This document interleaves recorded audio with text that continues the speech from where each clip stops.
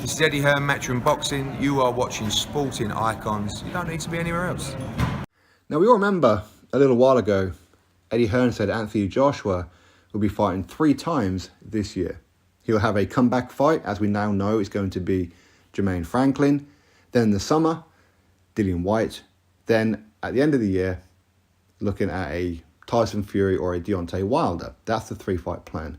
Now, firstly, for Eddie Hearn to say that, quite clearly, he's predicting that Anthony Joshua will get past. Now we know Jermaine Franklin, so Anthony Joshua will get past Jermaine Franklin. Then he'll fight Dillian Whyte. He'll get past Dillian Whyte.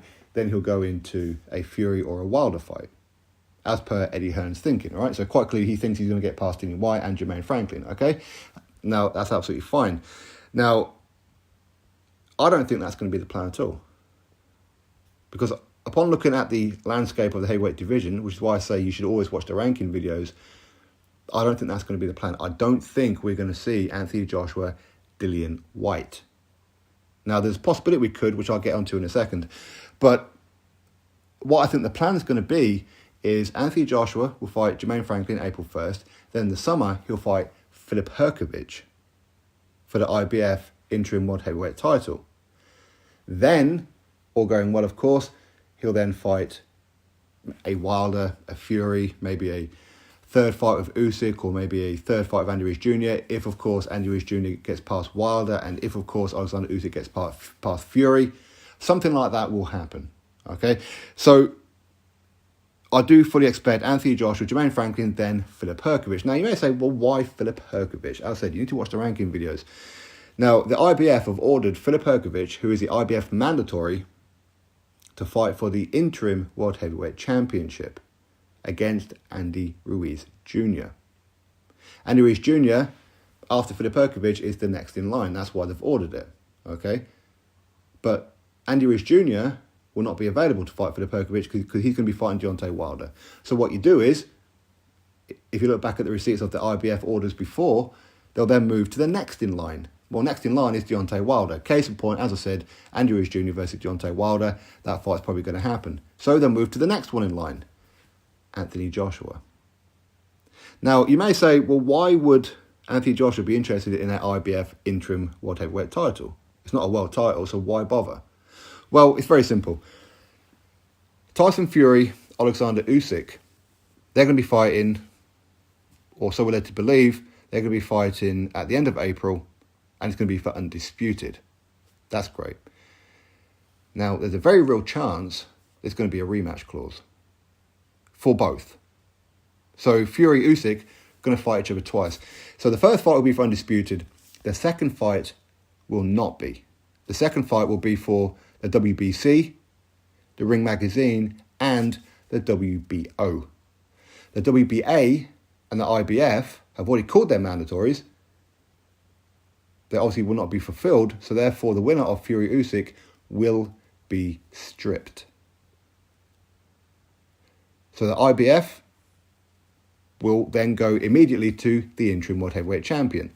That person will then be elevated. The WBA will then go to currently Daniel Dubois. So Daniel Dubois will become WBA super champion. Filip Hrgovic against, say, Anthony Joshua for the interim title will then be elevated to full IBF World Heavyweight Champion. That's how it's going to go.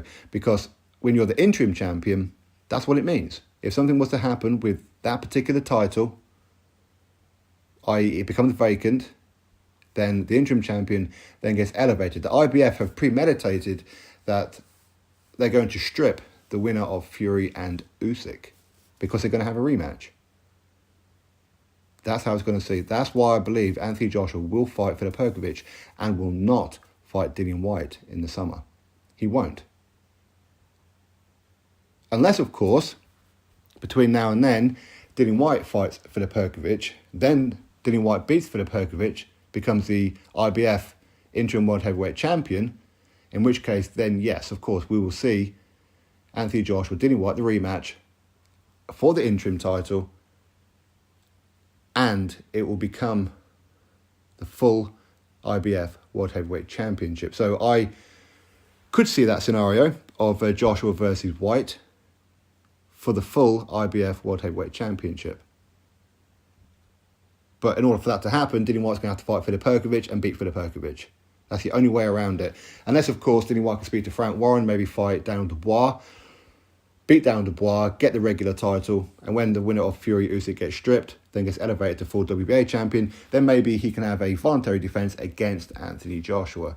So there are those scenarios, but right now, how the landscape currently is, it's going to be Jermaine Franklin, then Filip Hrgovic. Then, if Anthony Joshua defeats Filip Hrgovic, will then be elevated to full IBF World Heavyweight Champion. Then he will defend that belt, maybe against a Wilder, if, of course, Wilder gets past Andy Ruiz Jr., maybe a third fight of Andy Ruiz Jr. if he beats Wilder, or maybe go fight the winner of Fury and Usyk. Does it make sense? Hopefully I haven't lost anybody. It makes sense to me anyway. Drop your thoughts below. Click thumbs up, subscribe. Catch you next video.